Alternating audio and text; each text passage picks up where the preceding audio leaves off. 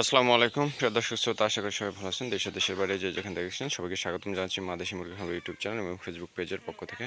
তো আমার হাতে একটু কবুতর দেখছেন, এখানে হচ্ছে মুরগি। এই মুরগির বাচ্চাগুলোর বয়স আজকে 7 দিন।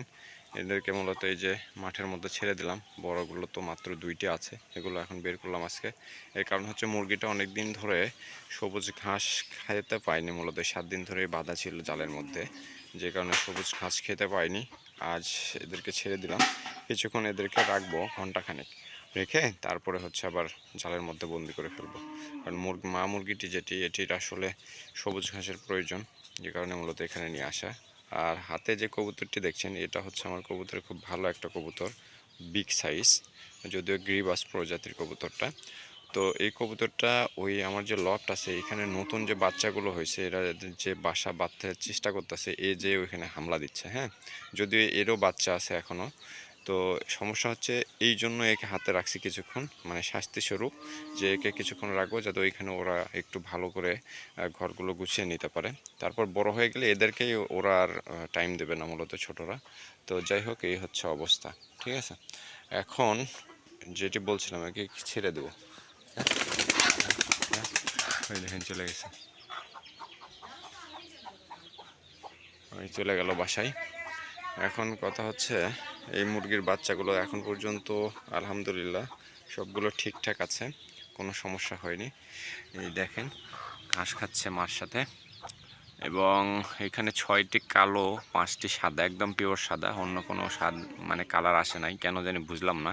মুরগিটার কালার যেরকম, একটা কালারও এরকম আসে নাই মুরগিটার, সব সাদা কালারের এবং কালো কালারের হয়েছে। তো এখন বর্তমানে দেশি মুরগির যে বাজার দর চলছে, এটি আসলে খুবই খুবই, এরকমটা আমি কখনো দেখি নাই যে এত দাম।